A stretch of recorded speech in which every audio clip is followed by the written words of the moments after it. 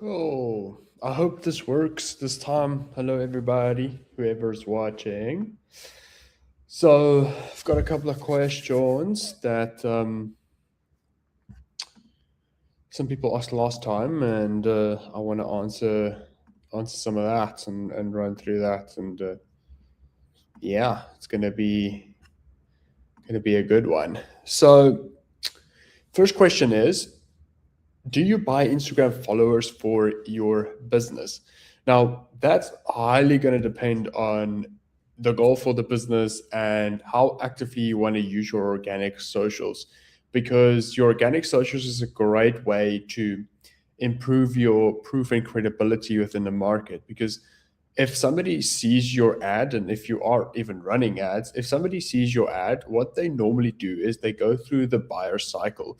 So they click through that ad and they actually go and before they even become leads sometimes, or even after they become a lead, they actually go and look at your profile, how active your profile is, how many followers do you have, stuff like that. So they want to make sure that you are legit. And that's part of their natural research process and buying process in just buying a product or service from you.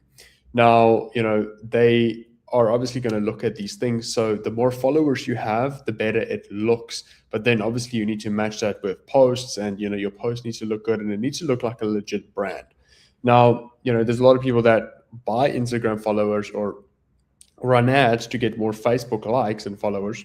And that's perfectly okay, purely because it just helps you hack a bit of credibility in essence if you don't have the time to really invest into the brand early on. So it gives you like a massive head start, but it could also damage you on the other side where it's going to limit your social reach, because essentially once you buy followers for that particular account or dilute your audience by getting cheap Facebook likes and followers, for instance, yes, it helps you from a credibility perspective, but ultimately it damages the organic reach you get when you actually start posting and want to build that brand up for the business. So highly depends on your end goal. I think for a consulting company, stuff like that, where you're not going to be super active on socials, it's probably the better way just to buy followers, or run a Facebook likes campaign and get relatively cheap likes, just to kind of like get that credibility factor up. And it's going to help your paid ads perform better and help people trust you more once they actually get on the phone with you or get on a call with you. So that for that reason, I would 100% recommend it. But if you are a very heavy direct to consumer brand, meaning a beauty business, bakery, stuff like that, and you want to grow that organic following and reach people organically, I do not recommend you buy followers at all. I do recommend that you rather build that brand from scratch and put in the time from the get-go to grow that brand and business, because there is something called Instagram shadow ban. And once you buy followers on Instagram, there's a high chance that Facebook Instagram will see that as irregular activity and you will get shadow banned on the platform. So you'll need to start a brand new account to start over. What you can also do is you can buy or create two pages for the business. The one page could be bought Instagram followers where you use it initially, and then you grow the other page in the meantime, just to hack that credibility if you want to use it for social proof on ads, which is actually a great strategy if you think about it, because you get best of both worlds. You get a organic page that you're growing, but you also get the benefit of having the immediate followers to help you make more sales. So those are my recommendations. And an easy way, which is actually another question that somebody asked, an easy way to get more Facebook followers and get your Facebook likes up is running Facebook likes campaigns, and or a Facebook like campaign, and just make sure it is targeted at your specific audience. And for $50 a day, you could get a whole lot of likes in a single day, and you can build that page pretty quickly. So I do recommend, actually, every business can run that. Just make sure, and it is going to be low quality people that starts following you, but Facebook is a bit more lenient than Instagram in that matter. So it's not going to have a huge effect on your organic reach, but it will have some form of effect if it's the wrong type of people. But if you if you do like a giveaway, stuff like that, and run an ad every month for that or for a month or two, you will gain a lot of following. It would just won't be an amazing, strong following, but your following is not meant to be super strong, and it's not meant to be used as an acquisition strategy. Really, it's just there to create credibility for the brand ultimately. So I guess what I'm getting to is like, you need to build that foundation very strong so that everything you do on top of it just makes your life easier. So yeah, that is it on buying Instagram and Facebook followers, or running ads for Facebook followers, which is the one of the two I do recommend. Um, cool. So the next question is,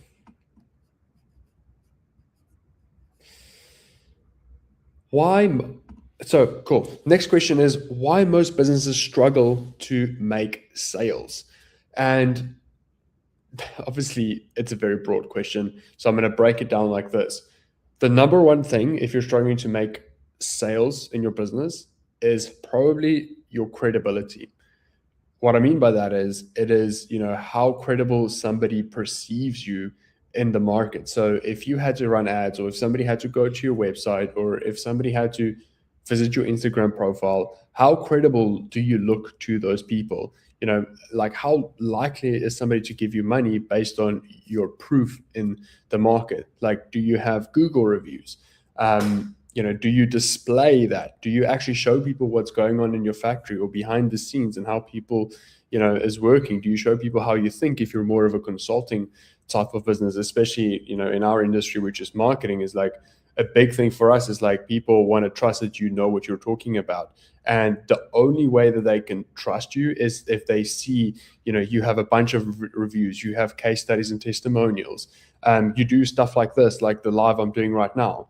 You post reels. It's like, you need to add as much value as possible in the marketplace, and people need to be able to see that and access that. And over time, you build a reputation in the market.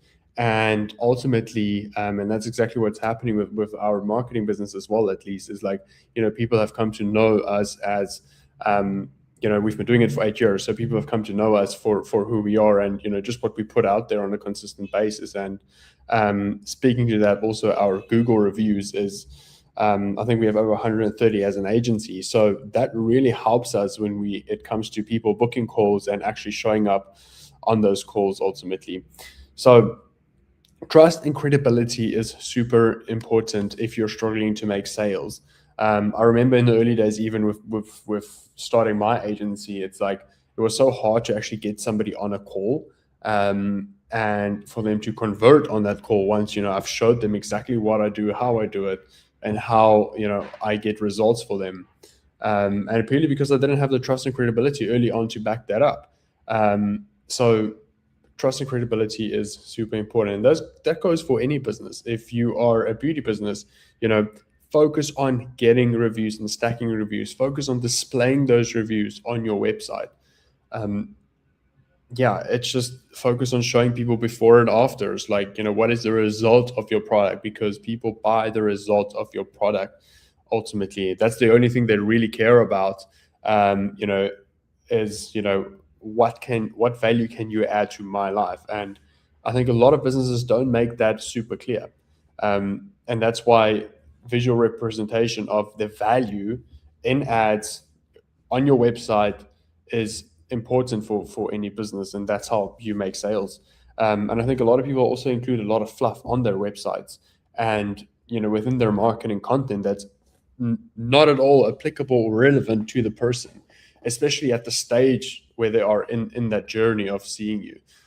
For instance, if somebody sees an ad of your business for the first time, they don't want to know how amazing your service is. They don't want to know, how you started the business, for instance. You only have that small gap to almost influence their decision to become a lead or click through to your website and purchase your product. So you need to be very straight to the point in terms of how you're going to get that action out of them. And the easiest way often to get that action out of them is to show that end result, of what you can help them with, what value you can add to their lives. That's what they care about, bottom line. And that's very direct response marketing, and very straight to the point, and almost always the most effective way of convincing somebody to buy something from you. Outside of that, you get other types of marketing where it's not as much directly related to the outcome, but more displaying who you are as a brand, displaying the credibility you have as a brand, which is more top of funnel, introductory type of content that's not at all meant to really convert somebody.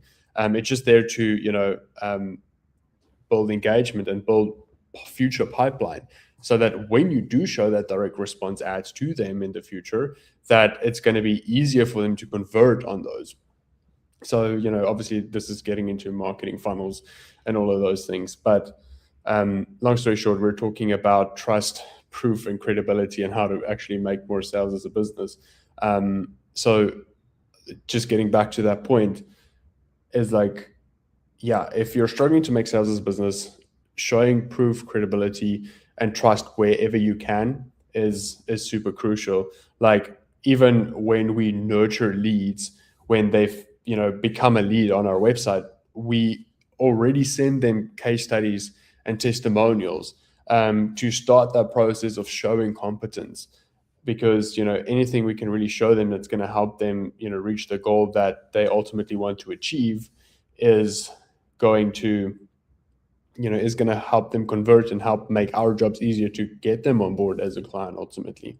So yeah, that's pretty much that on why most businesses struggle to make sales, even though they do marketing, even though they put a lot of effort and time into the brand and product. It's sometimes not about those things. Obviously, a good product helps you keep clients for longer and helps you make clients happy. Essentially, it falls on your promise that you made in marketing. But if your marketing doesn't display the trust and credibility you have behind the brand, and kind of like elevates that in their minds, it doesn't really help. Cool. So the next question.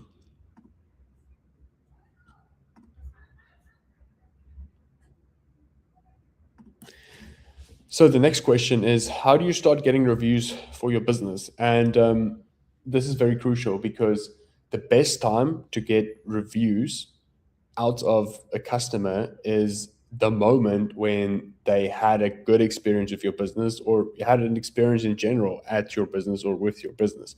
So the moment that they're done with the treatment, or the moment that they've received their package, that is probably the best way and the best timing to get a review out of a customer, because that's the most likely time that they are going to feel good about your product and going to be happy about your product and the outcome. And they're going to be the most engaged. So the minute you wait longer than that kind of like ideal time frame, the probability of them leaving or giving you a review is greatly going to decrease. So it's important that you work into whatever review system you have, whether if it's a physical business, if you have a Tap2 review solution, stuff like that. It is absolutely crucial that you do that at the point of the sale. If you're a more digital business, do it when your client got the best result you've gotten for them so far. For instance, or depending on what business you're in, it's like it needs to happen the moment that they have had a good experience with the outcome that your product promises, in simple terms. And you could collect reviews through automation, through WhatsApp, through if you're a physical business, Tap2 review solution at the point of sale, when your client just purchased something.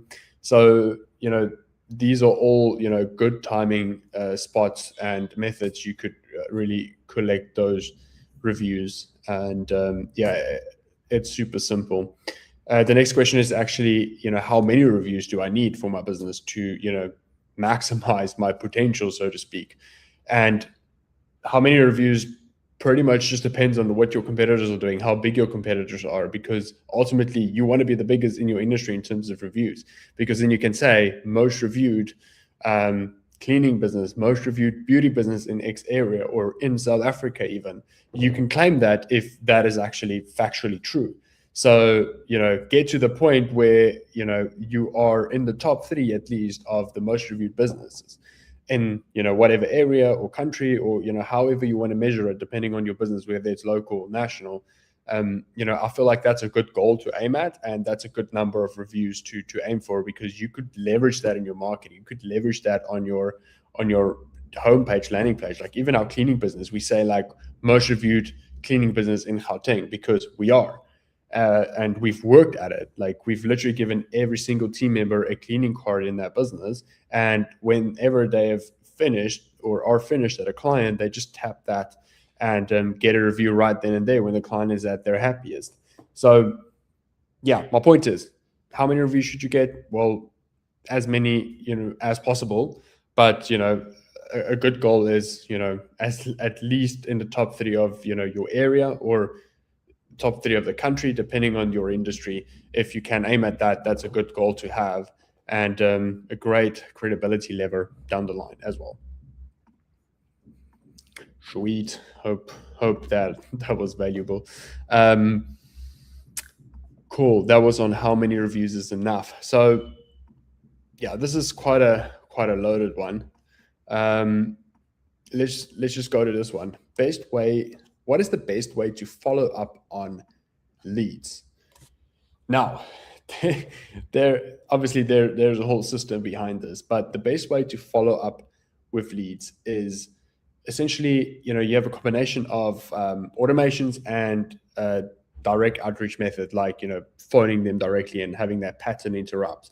So the best way to really do it is, in the first week, you want to be as aggressive as possible to follow up with that lead. So I normally recommend that for the first 3 days at least, you double dial, that client at least twice a day for the initial 3 days. Then you can move to a daily cadence for the next 3 days, and you can then switch over to every second day, dial them once. And every time they didn't answer, you could either send them a WhatsApp or an email for every single, outreach call attempt that they didn't answer.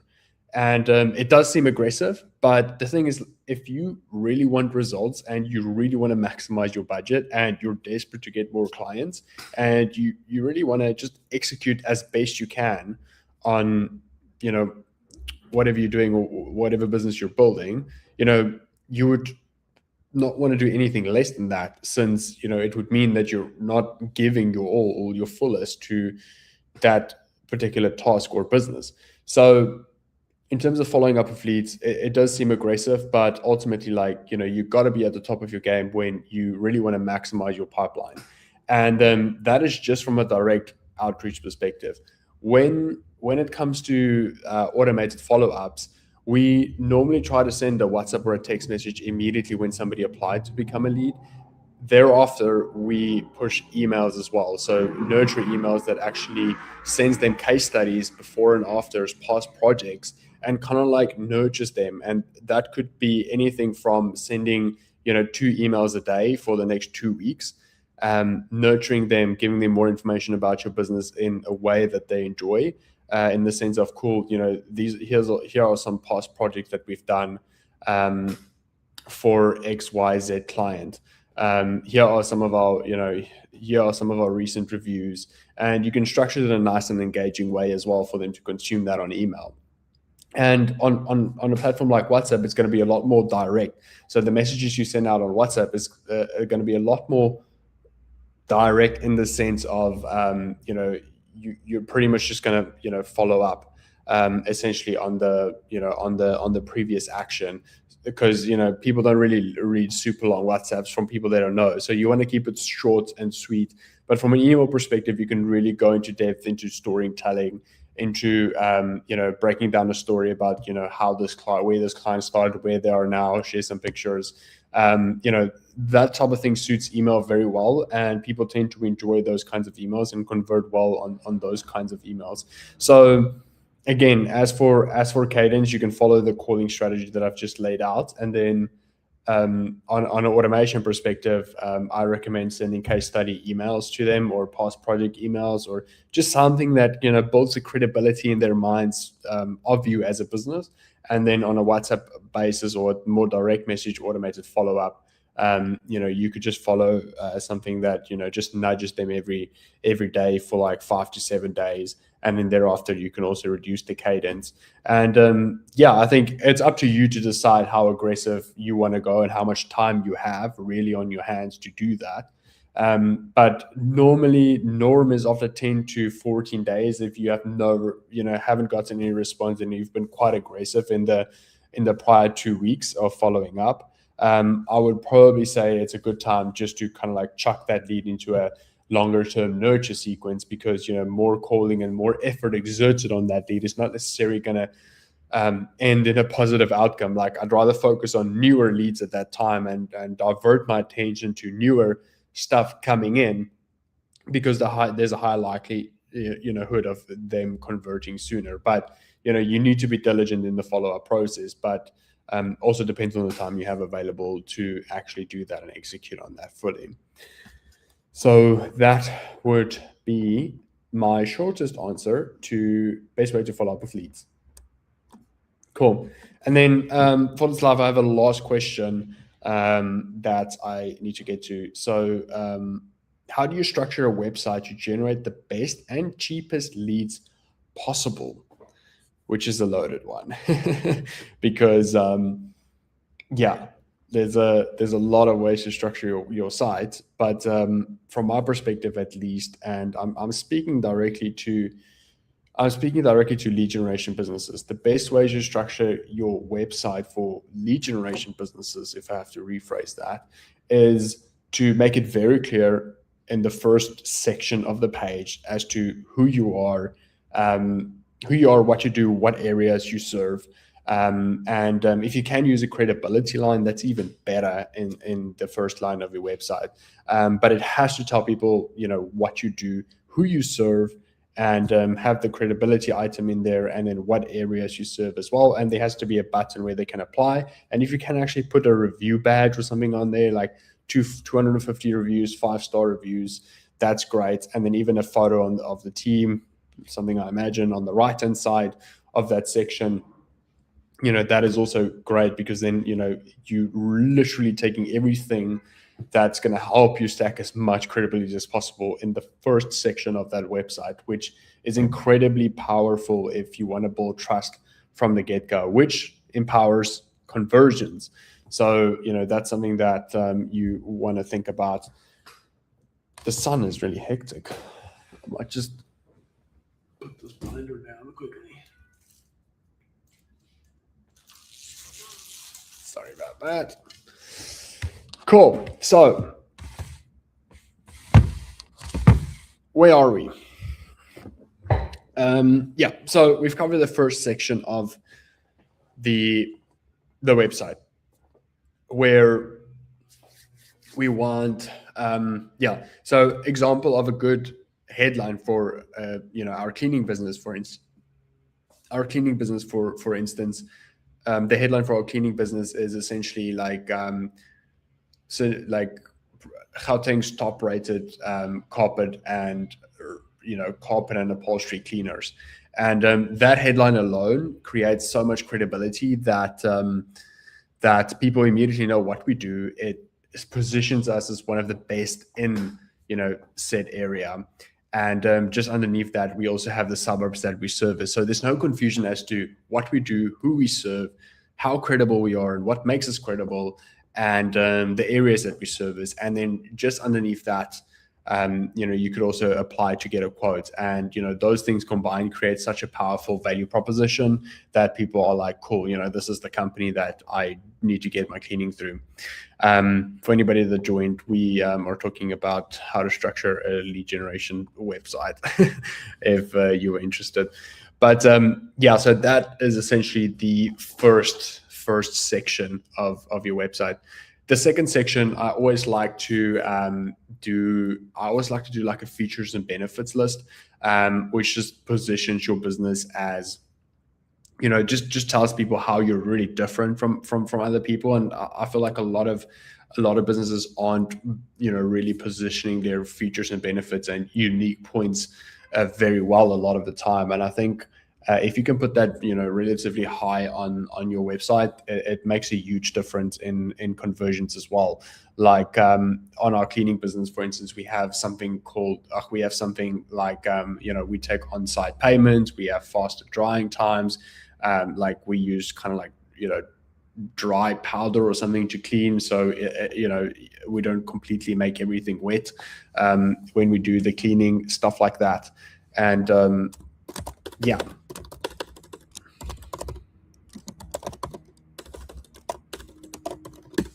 I'm just going to the site right now just to double check exactly what we have. Cool. Then a great line to just also include just under the subsection of the website is some of your sponsors or companies you're associated with, because it just also create a huge layer of credibility as soon as people recognize some of those brands and businesses that you're associated with, even if you just have their equipment or use their equipment. Just having that banner also really helps from a credibility perspective. Then we've spoken about the features and benefits list, which I always recommend you include on the website relatively high up. Then the first section that I really would include is a customer review section, purely because you always need to show reviews on the website. I think everybody knows this, but yeah. So third section is just the customer review section. And then right underneath that, like one thing people always miss on a lead generation site is also just before and after images, or past project images, stuff like that. Again, it speaks to the credibility side of things. Like your website should really just be a massive credibility stack of what you do and what makes you good at what you do. And if somebody had to visit your website, there's no confusion as to who you are, what you do, what you've accomplished, your past projects, reviews, which they can also read through. And yeah, I think a lot of people lack in this segment when it comes to their websites. And I feel like that's something we pride ourselves on when we do build a landing page, or when we, even in our own business websites, is like that's credibility, trust, and proof is always front and center, so that we could maximize conversions. And it really shows when you look at our ads and our conversion rate off the back of our ads. It really makes it easy, from a marketing perspective to get clients, and to get clients to say yes, because that's often the biggest problem. Is it's easy to get leads, and it's easy to run a good offer and get somebody to submit their details for that said offer, but converting them is another story. And that's where people actually go and do their research. Like, is this business credible? How many reviews do they have? What's their rating? What does their past projects look like? And that's just why your website is so important, because people go to these things. They go to your Facebook page, go through all of your posts, see if how active you are on those posts, see how many followers you have on the page. They go to your website, view it, see what your branding looks like. People really do their research before they commit to something. And if you want to check all your boxes, it's important to structure your website correctly. And yeah, just the last section on the website is normally like frequently asked questions, and then just your company details.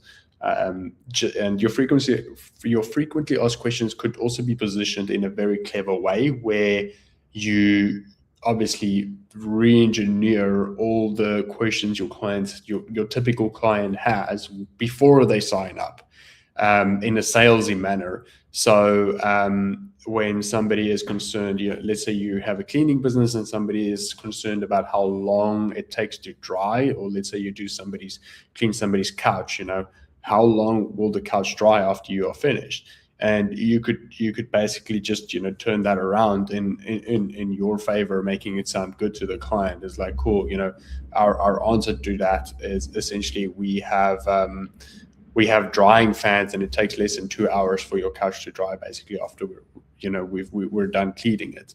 And that's exactly one thing that would just eliminate that entire objection that the client has. And you could structure all of your your most asked questions in that manner on your website, and it's just going to help you a great deal in converting more leads. So that's essentially the wrap that I had planned today for questions. If anybody is in the live, feel free to ask me anything. But yeah, other than that, have a good one, and glad for you guys to have joined. Thanks so much for the support.